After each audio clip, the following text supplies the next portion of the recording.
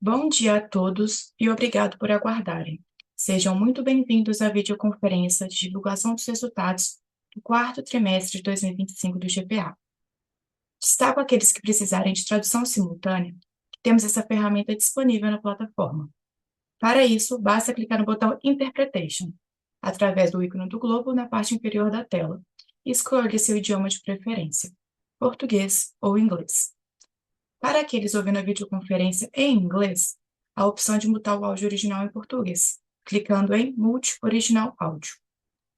Informamos que essa videoconferência está sendo gravada e será disponibilizada no site RI da companhia, onde se encontra disponível o material completo da divulgação dos resultados. É possível também fazer o download da apresentação no ícone do chat. Durante a apresentação da companhia, todos os participantes estarão com o microfone desabilitado. Em seguida, daremos início à sessão de perguntas e respostas. Para fazer perguntas, clique no ícone Q&A na parte inferior de sua tela e escreva sua pergunta para entrar na fila. Ao ser anunciado, uma solicitação para ativar seu microfone aparecerá na tela, e então você deve ativar seu microfone para fazer perguntas. Orientamos que as perguntas sejam feitas todas de uma única vez. Ressaltamos que as informações contidas nessa apresentação e eventuais declarações que possam ser feitas durante a videoconferência, relativas às perspectivas de negócios, projeções e metas operacionais e financeiras do GPA, constituem-se em crenças e premissas da administração da companhia, bem como em informações atualmente disponíveis. Considerações futuras não são garantias de desempenho. Elas envolvem riscos, incertezas e premissas, pois se referem a eventos futuros e, portanto, dependem de circunstâncias que podem ou não ocorrer. Investidores devem compreender que condições econômicas gerais, condições de mercado e outros fatores operacionais podem afetar o desempenho futuro do GPA e conduzir a resultados que diferem materialmente daqueles expressos em tais considerações futuras. Estão conosco hoje o CEO do GPA, Alexandre Santoro, e o diretor de Relações com Investidores, Rodrigo Manso. Passarei a palavra ao Alexandre Santoro para dar início às apresentações. Bom dia a todos. Obrigado por participarem da divulgação dos resultados do quarto trimestre e do ano de 2025 do GPA. Eu assumi a liderança da companhia com entusiasmo pela relevância e pela força da sua história, mas também com plena consciência da responsabilidade do momento. Eu cheguei aqui há menos de 2 meses na função e desde o primeiro dia eu tenho estado muito próximo da operação, aprofundando o entendimento do negócio e dialogando diretamente com equipes, fornecedores, clientes, credores e acionistas. O GPA reúne ativos relevantes, marcas consolidadas e uma base de clientes fiéis, apoiados por um time de mais de 37 mil colaboradores, que são a base do nosso negócio. Nós temos uma posição estratégica no varejo alimentar brasileiro e atributos competitivos importantes. Mais de 60% do nosso faturamento está concentrado no segmento premium. Contamos com mais de 5 milhões de clientes ativos no programa de fidelidade e registramos uma margem bruta de 27,6% em 25, a maior do segmento. Essa margem evidencia a força do nosso posicionamento. Mas ainda assim, enxergamos espaços estruturais para a evolução da rentabilidade e de nossas margens. Há oportunidades claras em eficiência, em gestão de sortimento, precificação, redução de perdas, de uma maneira geral, na execução operacional do nosso negócio. E parte dessa oportunidade está na própria equação fundamental do negócio.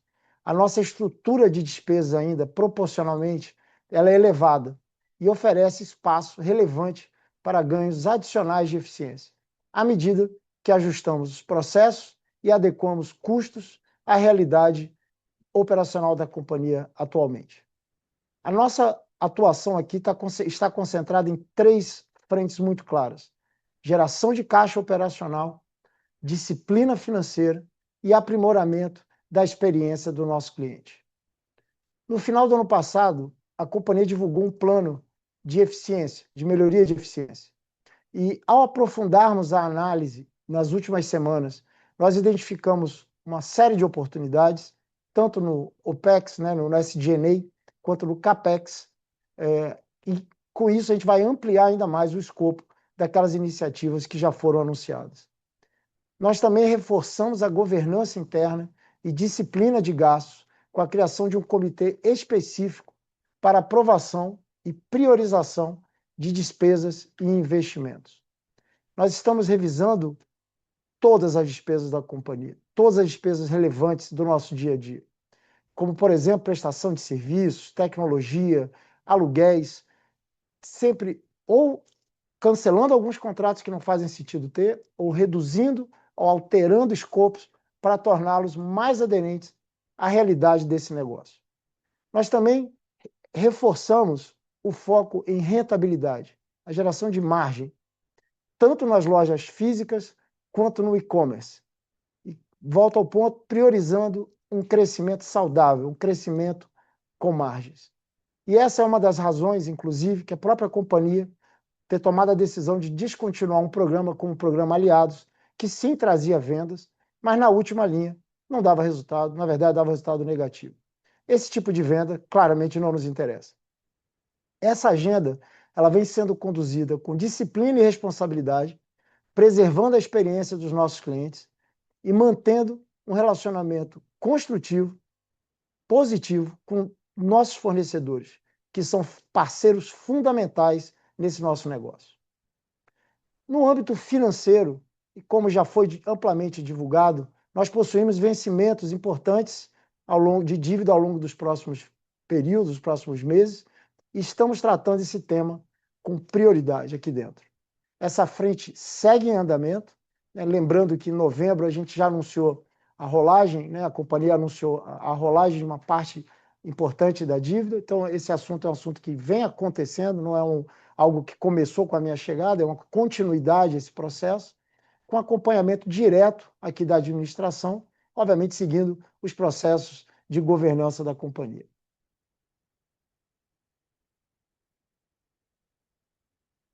No próximo slide, agora, vamos falar especificamente dos resultados do quarto trimestre. Tá? Então, olhando os grandes números, o quarto trimestre apresentou melhora em diversos indicadores operacionais. Nós registramos uma margem EBITDA ajustada de 10%, uma redução do prejuízo líquido e um avanço na geração de caixa operacional. Então, obviamente, tem um fator importante de sazonalidade dentro do negócio que nos ajudou também. Crescemos 2,7% em venda nas mesmas lojas, com avanço em todos os formatos, mesmo em um ambiente macroeconômico desafiador. O Pão de Açúcar cresceu 1,8% em venda nas mesmas lojas, com ganho de market share no segmento premium. Já o Extra Mercado avançou 4%, refletindo a maturação na série de iniciativas que vem sendo implementadas. O formato de proximidade também cresceu nas vendas totais e no digital atingimos quase 700 milhões de reais em vendas, uma alta de aproximadamente 7% versus o ano passado, o quarto tri de 24. O foco aqui, como eu já citei, segue sendo na rentabilidade. Esses canais, esses resultados, eles refletem os primeiros impactos da agenda de melhoria de eficiência que começou a ser implementada. É o início. Ainda há um caminho relevante de aprimoramento operacional e financeiro a ser percorrido. Eu agora passo a palavra para o Rodrigo Manso, meu sócio aqui e diretor de relações com investidores, que entrará em mais detalhes sobre o resultado. Obrigado, Santoro, e bom dia a todos que nos acompanham. Indo para o slide 5, destacamos a evolução do lucro bruto e do EBITDA ajustado. Seguimos avançando com consciência na melhora gradual da rentabilidade.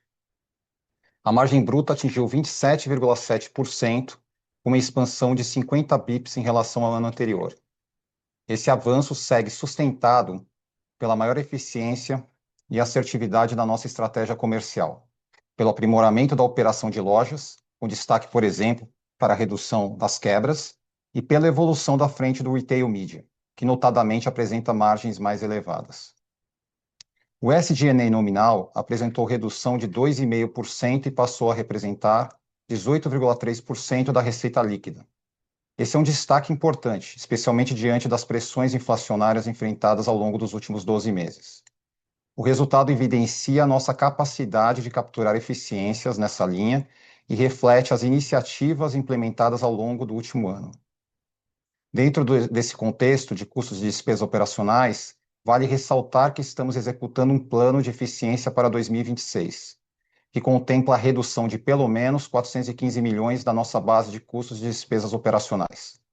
O plano já está em estágio avançado de mapeamento e execução, com início de capturas previsto desde o início do primeiro trimestre de 2026, o que reforça a nossa confiança na continuidade da melhora da rentabilidade. Além disso, seguimos avaliando oportunidades adicionais de eficiência, com potencial de capturas incrementais ao longo desse processo. Como resultado desse conjunto de avanços, a margem EBITDA ajustado atingiu 10%, com expansão de 40 bips. Essa evolução consistente reforça a solidez na nossa operação e nos dá a flexibilidade necessária para calibrar, quando necessário, as alavancas promocionais, equilibrando rentabilidade e competitividade. No próximo slide, número 6, eu gostaria de detalhar o prejuízo líquido das atividades continuadas, que atingiu 523 milhões nesse trimestre. Como pode ser observado no gráfico, a maior parte desse prejuízo está relacionada a um efeito não recorrente e sem impacto caixa, referente ao efeito líquido do impairment registrado na venda da participação do GPA na FIC, nossa parceria de serviços financeiros com Itaú. O valor do impairment foi de 527 milhões, em função da diferença apurada entre o valor da venda e o valor contábil. Além desse efeito, reconhecemos um ativo fiscal diferido relacionado a essa operação, na linha de imposto de renda e contribuição social, no montante positivo de 179 milhões.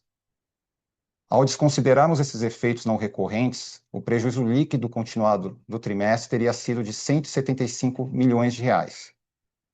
Indo para o slide 7, apresentamos o fluxo de caixa na visão gerencial dos últimos 12 meses, período em que geramos 669 milhões de fluxo de caixa livre operacional após o CAPEX.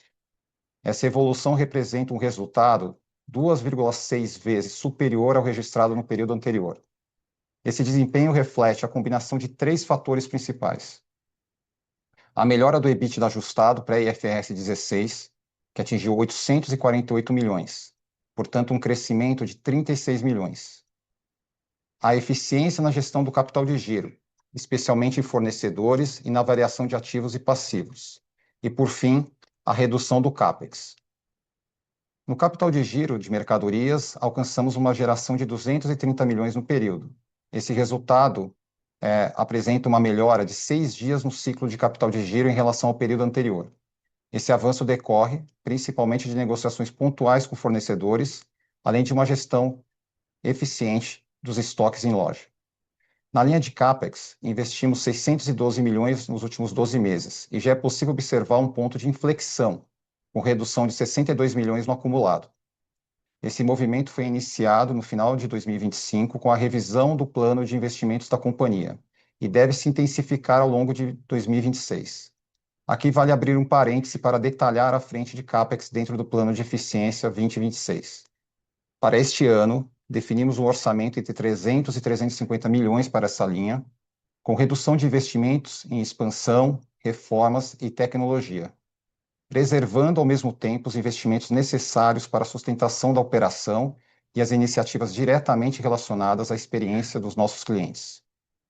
Passando agora para outras despesas operacionais, seguimos observando redução na comparação com o ano anterior. Essa linha totalizou 549 milhões no período, com queda de 153 milhões.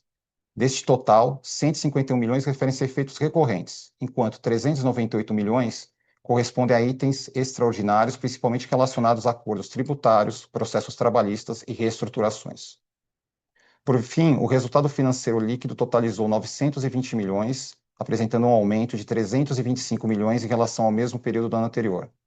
Essa variação reflete principalmente a concentração nos últimos 12 meses de renovações de seguros garantia, vinculados a temas tributários, além de novas emissões desses seguros. Também da alta da taxa Selic, com impacto sobre o custo da dívida, e da redução do caixa médio no período. A seguir, indo para o slide número 8, apresenta o detalhamento da nossa alavancagem financeira.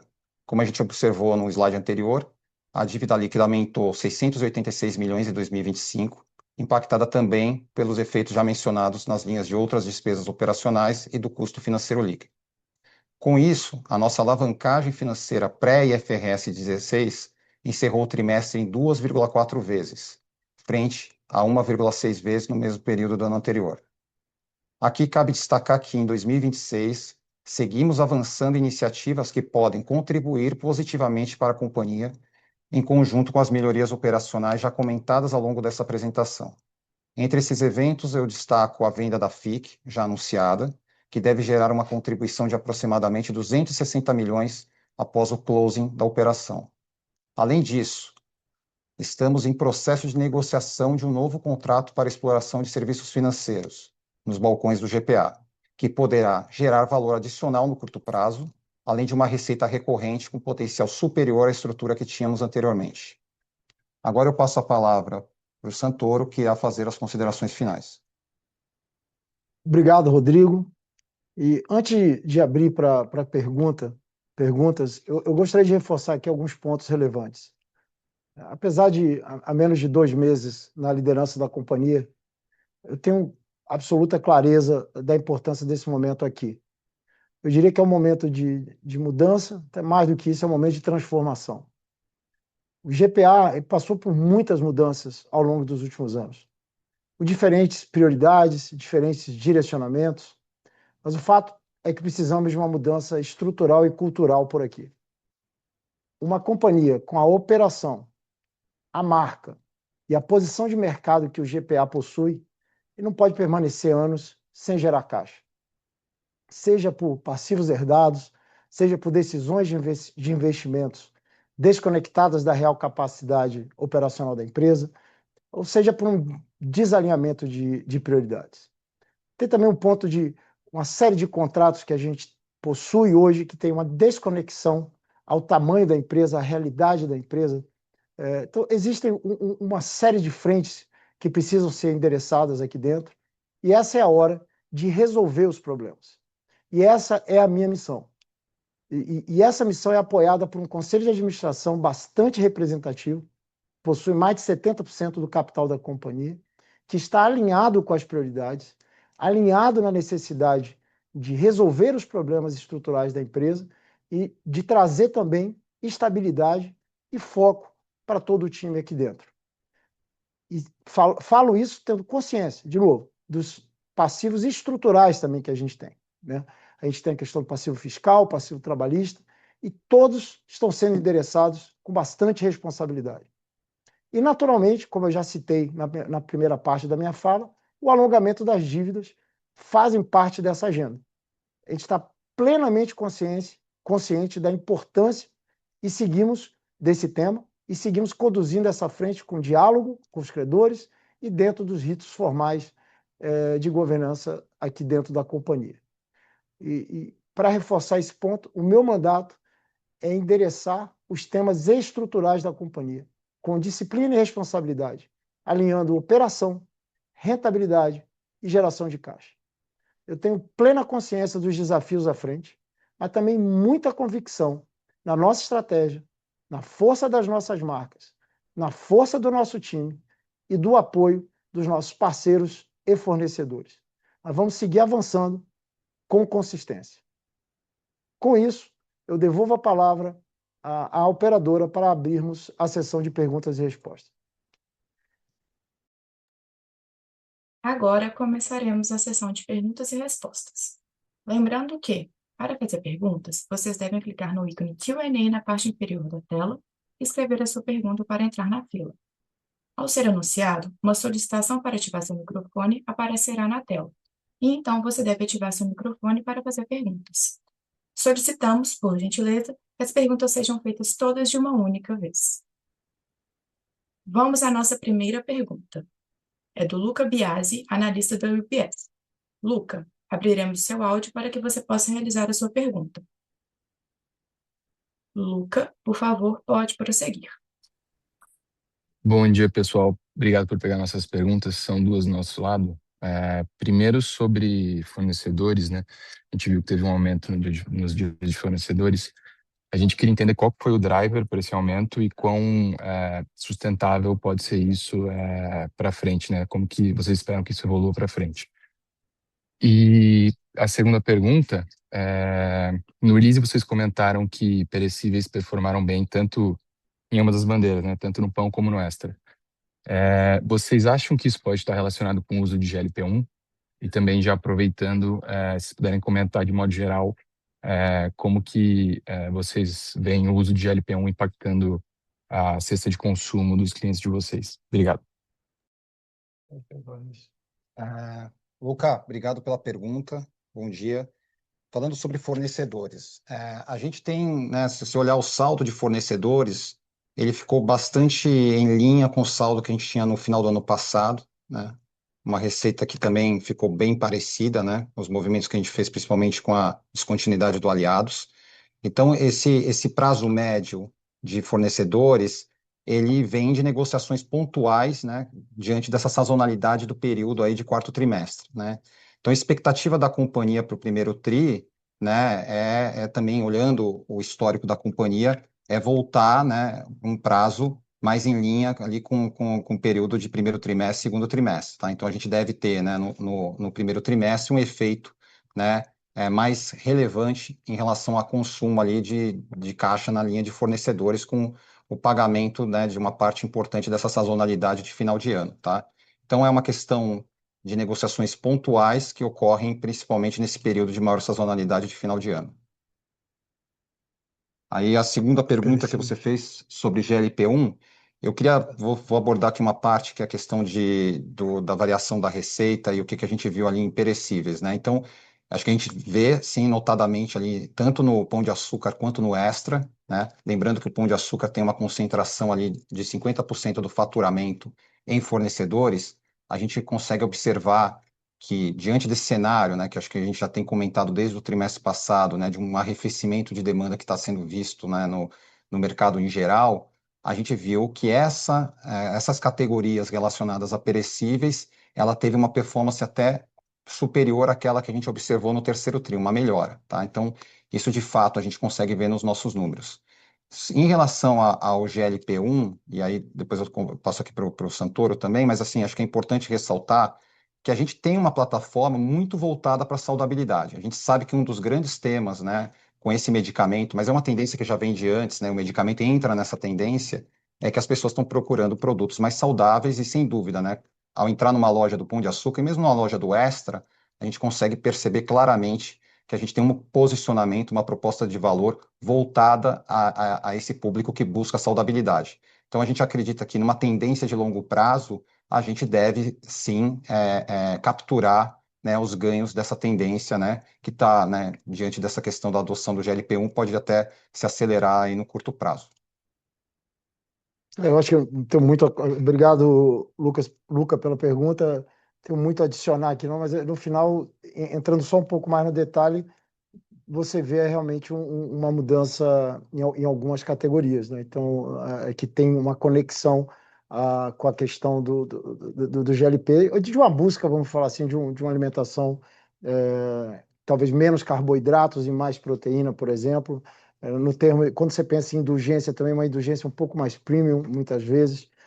Enfim, são algumas tendências que a gente vem monitorando e acompanhando, e como o Rodrigo falou bem, acho que a gente está bem posicionado para esse tipo de mudança, pelo nosso portfólio, pelo nosso mix, e que 50% da nossa venda no Pão de Açúcar é de perecíveis.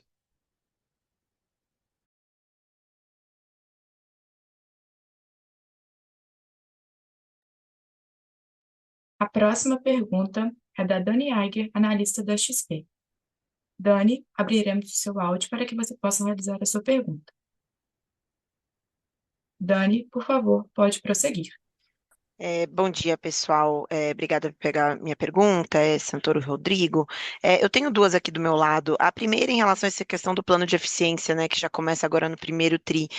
Seria legal se vocês pudessem nos dar um pouquinho de visibilidade sobre como a gente pode pensar na velocidade de captura dessas eficiências, né? São coisas rápidas, mais ajuste de quadro, enfim, você comentou de terminar alguns contratos, ou são coisas que a gente deve imaginar que seja mais gradual? Acho que seria bacana a gente entender um pouquinho como pensar esse caminho dessa captura. E a minha outro tema, em relação a essa questão, né, da situação de liquidez de vocês, né? Ficou bastante claro no seu discurso, Santoro, que isso é uma prioridade, assim, número zero, né, aqui da companhia, e mesmo no release vocês detalham diversas, enfim, iniciativas para lidar com isso, mas eu acho que seria bacana para a gente entender o quanto que de fato, assim, está na mão de vocês, como vocês estão sentindo um pouco o apetite do lado dos credores nessa renegociação, só para a gente entender um pouquinho como que está caminhando, né, essa evolução. E aí, na questão dos passivos tributários, eu lembro que vocês, algum tempo atrás, eram bastante ativos em relação à dinâmica de renegociação, mas até frente a essa questão de liquidez, se faz sentido a gente imaginar que isso seja um pouco deixado de lado por hora, dado que vocês têm alguns assuntos mais urgentes para tratar. Obrigada. Dani, obrigado pela pergunta. Separando aqui o primeiro bloco, a questão do plano de eficiência. Aqui é um conjunto de medidas, eu vou tentar exemplificar aqui para ficar claro, que muita coisa que já aconteceu, tá? Então a gente já executou e já está capturando, que aí tem um pouco de ajustes de estrutura, efetivamente dita. Existem decisões também, de tomadas de decisão, né? Como a gente citou também de CAPEX, por exemplo, a gente não vai fazer nenhuma expansão, né? Então, isso é uma decisão já tomada, você vai ver trimestre a trimestre, quando você fizer a comparação com o ano passado, que o CAPEX foi em quase 700 milhões de reais, esse ano tende a ser pelo menos metade do que foi ano passado. Então, são decisões que a gente já tomou. Óbvio que, como eu falei no meu discurso, com responsabilidade, né? Então, o que eu quero dizer com isso? Não dá para ser zero o CAPEX, por razões óbvias. As lojas, a nossa prioridade é manter a experiência do cliente positiva nas lojas, né? Então, tudo que for manutenção, pensa o CAPEX de sustentação do negócio, isso a gente vai manter, vai continuar fazendo, mas tudo que for inovação, projetos de tecnologia ou de expansão, por exemplo, isso já está, é uma decisão tomada, não vai acontecer. E dentro também dessa dinâmica do controle de despesas, a gente também está tomando algumas decisões. A companhia é uma companhia que vem historicamente tendo muitos gastos com advogado, com consultorias e uma série de outros contratos que a gente também está otimizando e a decisão já está tomada. E isso a gente vai, quando faz base com base, a gente já vai começar a ver resultados no curtíssimo prazo. E para exemplificar mais um outro caso, a gente tinha alguma série de imóveis que a gente já não operava mais, e por uma série de razões a gente ainda tinha um custo, incorria custo no imóvel, um imóvel fechado. A gente também já entregou uma maior parte dessas lojas, que também pesava aqui no dia a dia no nosso DNA. Então é um mix de coisas que são quase que ver e agir, que já começaram a ser tomadas no final do ano passado e agora a gente está acelerando isso, e tem outras que envolvem, como eu comentei, algumas renegociações de contratos, por exemplo, que o escopo do contrato hoje ele não tem mais, não conecta com a realidade da companhia. A gente tem alguns exemplos aqui e que a gente está discutindo, está negociando, que eu digo quando eu falo em contratos aí de prestação de serviços de uma maneira geral, tá? Com relação à liquidez, como você bem disse, assim, é óbvio, os vencimentos, né, que a gente tem para os próximos meses, isso é conhecido, né, acho que não mudou nada, não tem nenhuma novidade, né, que a companhia está mais endividada ou nada nesse sentido. Isso já estava previsto para esse ano, né, em novembro, como eu citei, a companhia com sucesso, ela fez uma renegociação, né, uma rolagem, e a gente está no meio desse processo. O que eu posso te falar agora, Dani, é muito ativo, obviamente, nas discussões. mostrando também para os credores, né, e para os parceiros esse plano, tentando mostrando um pouco a quantificação disso, né, o que isso vai significar para 2026, que no final assim, nós temos uma companhia que operacionalmente a gente gera caixa e a gente está vendo um cenário, eu estou falando da parte operacional, né, de melhoria nessa geração de caixa, ou seja, melhoria de margens, redução de SG&A e, por consequência, uma melhoria na última linha. Mas essa é uma companhia que precisa equalizar. Tem o passivo, você me perguntou do passivo fiscal, que isso segue sendo discutido, tá? Não parou, mas é uma agenda um pouco mais difícil de prever a conclusão. Tem também uma agenda do passivo trabalhista, que é bastante, também é relevante aqui dentro, e tem o da dívida, que é uma parte dessa equação. Então, eu te diria que as conversas estão avançando, eu te posso dizer, estamos no meio das negociações, que é um momento bastante importante, e cabe a nós aqui, junto com os credores e com a própria conselho de administração da companhia, mostrar esses cenários e junto com os credores, a gente chegar a uma conclusão nessas negociações. Só queria colocar um ponto aqui, Dani, sobre a questão tributária, né? Então, assim, essa estratégia não mudou do que a gente vinha falando, né? A gente continua ativo, olhando oportunidades aqui, eventuais acordos que possam surgir, né? A gente entende que isso é bastante importante e relevante para a companhia, né? Até no tema de liquidez, porque de fato é um tema que, né, de certa maneira, eu expliquei aqui um pouco do consumo de caixa ali do resultado financeiro. A gente tem ali um consumo também em relação a garantias, né, seguros que a gente tem que dar em razão dessas discussões quando elas estão na esfera judicial, né? Então, seguimos com foco também nessa parte, né? Enfim, né? E vamos atualizando o mercado à medida que a gente for avançando. Excelente, obrigada pelas respostas. A próxima pergunta é do Eric Huang, analista do Santander. Eric, abriremos o seu áudio para que você possa realizar a sua pergunta. Eric, por favor, pode prosseguir. Bom dia, pessoal. Obrigado por pegarem nossas perguntas. Acho que duas aqui. Primeiro, olhando para o parque de lojas, né? Vocês tiveram alguns fechamentos nesse trimestre, então só entender aqui se vocês enxergam aí uma oportunidade, né, de otimização do parque de lojas, e como que a gente poderia olhar para isso agora em 2026.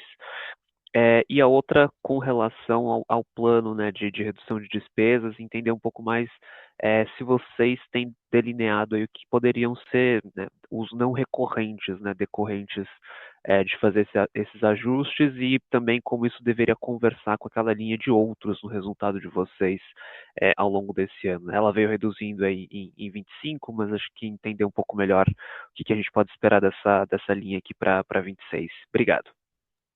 Obrigado, Eric. Olha só, começando pelas lojas, é do negócio, né? Do varejo, você está sempre reavaliando e analisando a performance das lojas, né? Então, a minha cabeça aqui, poxa, eu acho que a última coisa que a gente quer fazer é fechar uma loja, ela tem que ser o último recurso. Antes disso, tem uma série de medidas que podem e devem ser tomadas. A gente está dando um foco muito grande nisso, em todos os conceitos que a gente tem. Então, nesse momento, assim, a gente não tem nenhum guidance que eu possa dar de nenhuma previsão de nada material nesse sentido. Ao contrário, é muito mais um foco muito grande operacional.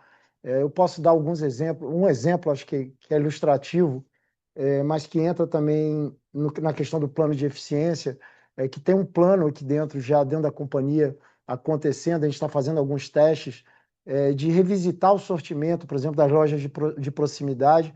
Como vocês podem imaginar, a loja de proximidade ela tem um desafio logístico, né, um custo logístico relativamente maior do que as lojas maiores, pela pouca capacidade de estoque, uma grande frequência de entrega que você precisa estar abastecendo, um abastecimento muito fracionado, né? Então, por exemplo, em algumas lojas a gente está fazendo um teste de reduzir substancialmente essa quantidade, né, de itens que a gente vende na loja, de sortimentos, revisitando o sortimento, que tem uma consequência direta também na logística e, por consequência, na operação e na rentabilidade. Então, e aí você melhora diretamente a performance daquele tipo de loja. Então, existem iniciativas, acho que também respondendo essa questão do timing, né, que acho que a pergunta da Dani, ela incluía isso. Tem coisas, como eu falei antes, são muito ver e agir, tem outras coisas que são um pouco mais estruturais, a logística conectada com o sortimento de uma loja, por exemplo, de proximidade, isso é um projeto que está em andamento e a gente vai estar medindo a evolução disso, tá? Mas, sendo objetivo sobre a questão de fechamento, a gente não tem nenhuma previsão nesse momento de nenhuma redução substancial, nada material, porque são coisas muito pontuais nesse momento, tá? E o nosso esforço vai ser nessa direção de a gente rentabilizar as lojas que, porventura, não estejam com a performance adequada. O fechamento de loja deveria ser realmente o último recurso. Eric, falando um pouco da parte do plano de eficiência e dos efeitos, né, que a gente deve ter sim, né, de não recorrentes, né, então a gente está, né, o plano ele tem mais de uma dezena de iniciativas, tá, então o Santoro comentou sobre contratos, tem também todo o redesenho, né, da estrutura, né, organizacional, né, e aqui alguns impactos também importantes, talvez os mais relevantes. E a gente tem, né, obviamente, olhado para efeitos não recorrentes que devem impactar os resultados ao longo, né, de 2026, né? Mas, por outro lado, acho que aqui também, né, a gente falou um pouco dessa linha de outros e do efeito também importante que ela tem de eventos extraordinários, né? Então, a gente tem, por exemplo, né, ainda alguns efeitos de acordos tributários, que a gente fez alguns pagamentos à vista, a gente fez também pagamento de entrada, né, compra de precatórios, tudo isso tem um efeito que deve também arrefecer ao longo de 2026, e a gente vai ter, sim, alguns efeitos, não dá para te adiantar aqui o tamanho dos efeitos, mas a gente entende que eles devem ser absorvidos aí pela linha ali de outras receitas de despesas operacionais, pelo arrefecimento de outros itens que também foram extraordinários no período anterior, tá? Tá ótimo, ficou bem claro. Obrigado.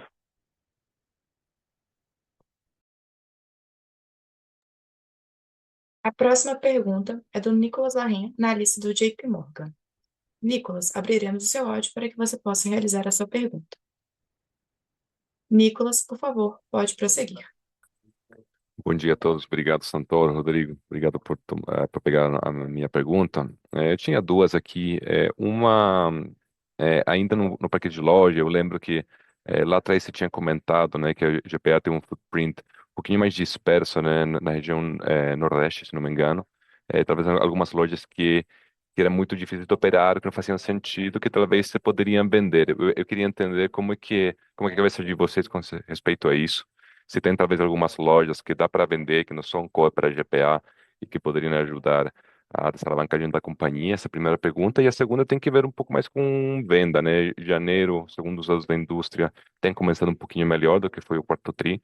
Queria entender como é que vocês têm visto a performance da loja, talvez esses primeiros 2 meses do ano. Obrigado. Muito obrigado, Nicolas.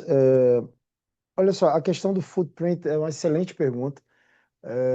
Desses meus menos de 2 meses aqui, essa é uma das frentes também que a gente tem olhado. Tem essa questão que você acabou de citar, tem uma clareza nossa também de onde a gente deveria priorizar, né, os nossos investimentos, os nossos esforços, que deveriam estar mais concentrados realmente em São Paulo, Rio, Distrito Federal também, são três regiões são bastante prioritárias nossas, que a gente dedica e vai dedicar não só time, atenção, recursos né, e melhoria de lojas e tudo mais. Então, eu diria para você que essa questão de reavaliar o footprint é um assunto bastante importante e está acontecendo nesse momento, sim. Eu tenho analisado bastante, conversado bastante internamente com os nossos times para primeiro entender e fazer um diagnóstico correto e vamos buscar oportunidades se assim a gente entender que faça sentido, tá bom? A outra pergunta é da venda. Quer pegar um... o que a gente observou, acho que o comentário que você fez para mercado em geral, né, que você comentou que você ouviu de outros players que que as vendas vêm melhor aí no início do ano, a gente também enxerga essa mesma tendência, né? Eu acho que a gente tem conseguido, né, de certa maneira, pela proposta de valor, né, por uma concentração que a gente tem, né, de mais de 60% do nosso faturamento no segmento premium, se destacar em crescimento, né, apesar, obviamente, da gente estar vendo, né, um crescimento menor do que a gente teve, por exemplo, no primeiro semestre de 2025, mas quando a gente olha como um todo para o mercado em geral, a gente tem se destacado com crescimento sempre acima, né? Então, a gente imagina que a gente vai seguir nisso, né? A gente tem, né, processos importantes ao longo desse ano, né? A gente está trabalhando ativamente nas bandeiras, né? A gente teve ao longo de 25 a melhora do Extra, né? Que continuou, né, com crescimento destacado aí no quarto tri de 4% no mesmas lojas. A gente obviamente trabalha muito na consistência ali do Pão de Açúcar, do crescimento, né? E as bandeiras de proximidade também estão respondendo com crescimento mesmo as lojas, inclusive com, né, apesar do cenário aí do quarto tri, a gente viu uma pequena aceleração ali no mesmas lojas. Então, a gente trabalha muito em cima disso e vendo que a gente tem uma resiliência e uma proposta de valor diferenciada que a gente quer capturar aí sempre um ganho superior ao mercado em geral. Perfeito, muito obrigado, pessoal. A próxima pergunta é do Alexandre Namioka, analista do Morgan Stanley. Alexandre, abriremos seu áudio para que você possa realizar sua pergunta. Alexandre, por favor, pode prosseguir. Bom dia, pessoal. Obrigado por pegarem a minha pergunta aqui. Eu acho que só fazendo um follow-up na pergunta do Eric. Centauro, você tinha comentado que o fechamento de uma loja é o último recurso, né? Antes disso, antes de você chegar nesse ponto, você tem uma série de iniciativas para tentar melhorar a performance dessas lojas. Poderia ajudar a gente a quantificar qual que é talvez quantas lojas vocês têm do parque atual que elas estão performando abaixo da expectativa, talvez, aqui? Obrigado. Olha, obrigado você, Alexandre, pela pergunta.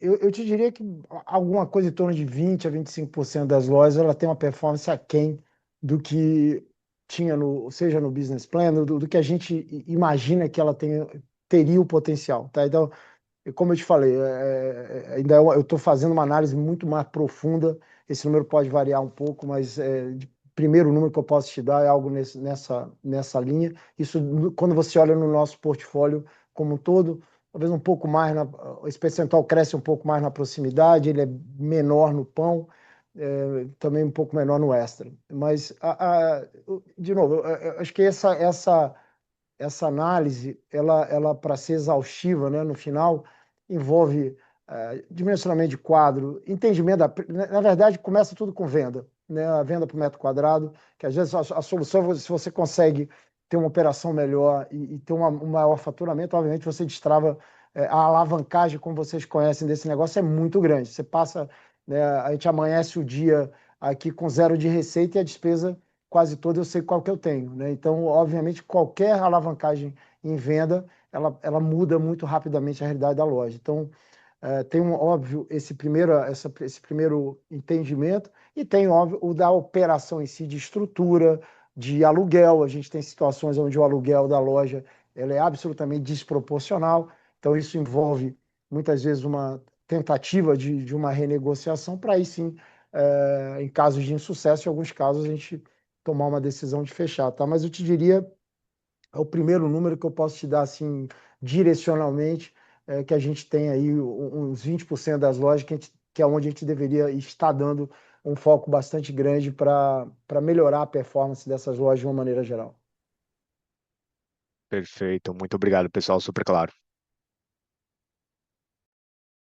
A próxima pergunta é do Gustavo Fratini, analista do Bank of America. Gustavo, abriremos o seu áudio para que você possa realizar sua pergunta. Gustavo, por favor, pode prosseguir. Oi, pessoal, bom dia. Duas perguntas aqui do nosso lado. O primeiro é, como que é a rentabilidade desse business do B2B? Provavelmente deve ser pior que o da companhia, mas eu queria entender quanto que isso ajudou nesse ganho de margem bruta que foi bem expressivo nesse quarter. E o segundo, vocês comentaram que nesse ano, imagino que seja de fato em 25, vocês renovaram um terço, né, dos seguros garantia relacionados às contingências. Quanto que vocês esperam renovar agora em 26 e quanto que vocês acham que isso pode trazer de custo financeiro adicional? Obrigado. Opa, Gustavo, tudo bem? Vou começar aqui. O primeiro ponto sobre a questão do B2B, né? A gente tem olhado, né, ou tem ativamente ajustado esse negócio desde 2024, né? A gente ali em 2024 iniciou um processo, né, de rentabilidade para esse negócio, né, o segmento Aliados, que é um segmento que já estava na companhia há muitos anos, né? Como o Santoro falou, né, um segmento que tinha venda, mas que entregava uma margem muito aquém, tá? E a gente tinha um objetivo ali ao longo do ano passado, ao longo de 2024, de buscar uma rentabilidade em linha com o que a gente tinha em outros segmentos da companhia, tá? Obviamente que também, né, a gente teve, né, ao longo de 2024 e 2025, outros elementos, né, macro impactando negativamente essa equação, mas a gente ao longo de 2024 e vendo que a gente não conseguiria trabalhar dentro daquilo que era a rentabilidade adequada, a gente começou a fazer esse trabalho, né? E aí, terminando com a descontinuidade do negócio agora. Eu diria para você que aí é uma margem de contribuição que a gente calcula, né? Mas a gente poderia dizer que essa rentabilidade era próxima de zero, tá? Sendo uma rentabilidade realmente bem baixa. Ela chegou a melhorar em um trimestre ou outro, mas a gente viu que não teria consistência para a gente manter esse negócio. Um negócio que tem muita volatilidade, né?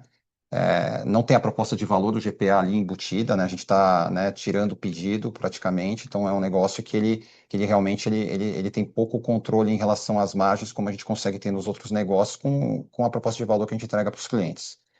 Acho que esse é um ponto aqui. Já indo para a segunda pergunta, sobre a questão, a gente realmente teve, né, ao longo de 2025, uma concentração muito importante de renovação de seguros, tá? Então, o impacto financeiro dessa linha, né, em relação a renovações, é muito menor em 2026 do que foi em 2025, tá? Então, esses contratos, eles são de duração, no máximo, né, e a gente tenta sempre buscar de 5 anos, e o efeito financeiro muitas vezes acontece no primeiro ano até num pagamento on shot. Então, o impacto no fluxo de caixa ele acabou sendo muito relevante ao longo de 2025 por conta das renovações, né, da concentração de renovação. Então, nossa projeção para 2026 nesse breakdown ali de seguros no resultado financeiro, tem uma melhora, tá? A gente também trabalha outras iniciativas, né? A gente tem trabalhado muito junto aí às discussões judiciais para tentar buscar trocas de garantia e tudo que podem também reduzir esse custo financeiro. Então, a gente tem um plano ao longo de 2026 de reduzir o efeito dessa linha. Infelizmente, não posso aqui dar números, né, precisos para isso, mas a tendência para essa linha especificamente é a redução tanto pela questão da alta concentração que teve em 25, que a gente sabe que ao longo de 26 e 27 vai ser menor a concentração de renovações, quanto por o trabalho ativo que a gente tem feito de buscar redução no custo financeiro com algumas substituições. Super claro, obrigado. Agradecemos a presença de todos e informamos que a videoconferência está encerrada. O Departamento de Relações com Investidores está à disposição para responder as demais dúvidas e questões. Muito obrigada aos participantes e tenham um bom dia.